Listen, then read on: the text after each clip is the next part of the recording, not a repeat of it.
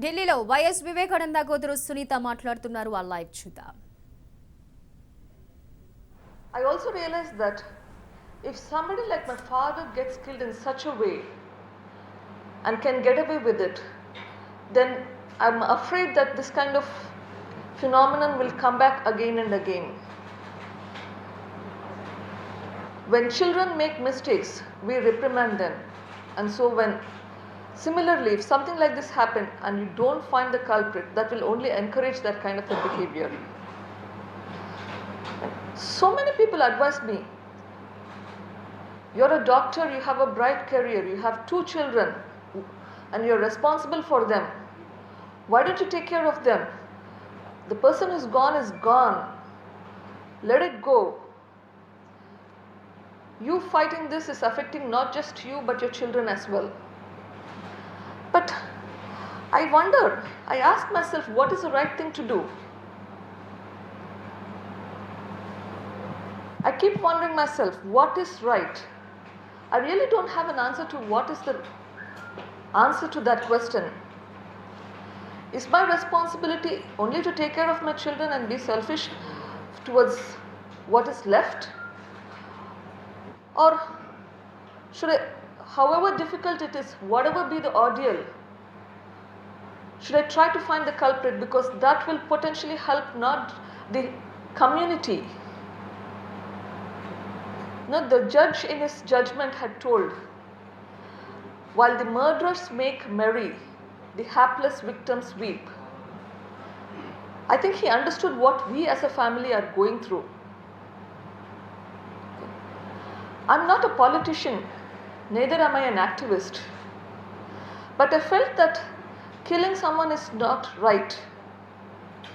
It is not acceptable and it should not be encouraged.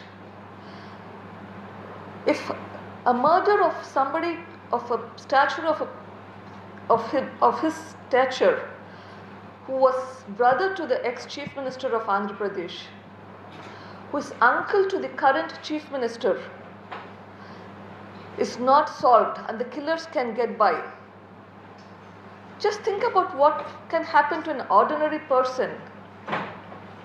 We need to find a solution.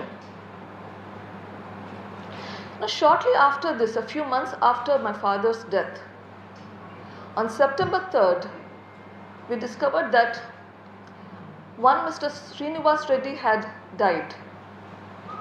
Okay.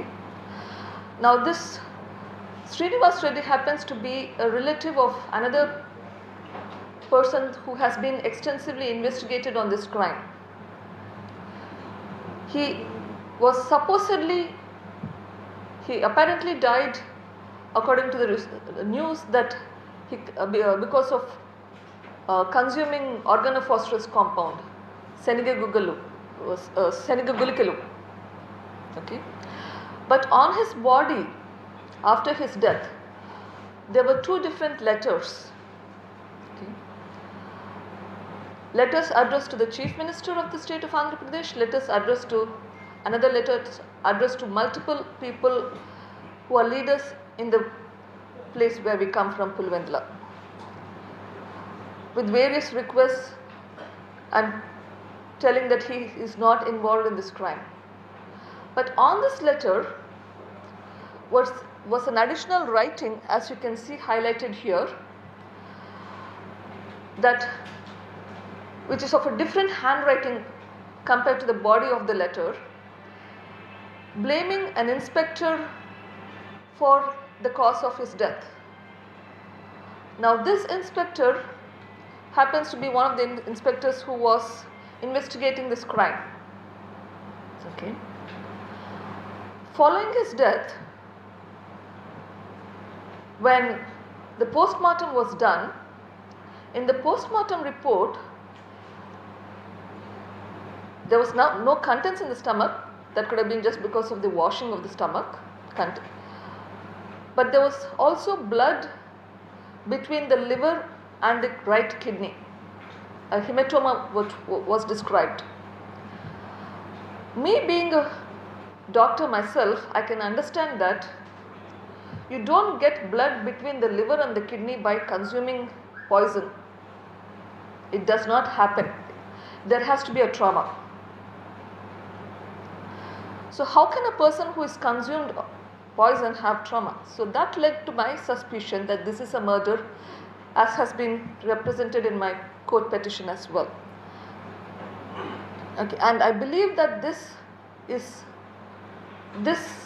suspicious death, which is potentially a murder, is linked to my father's murder, Mr. Y.S. Vivekananda Reddy.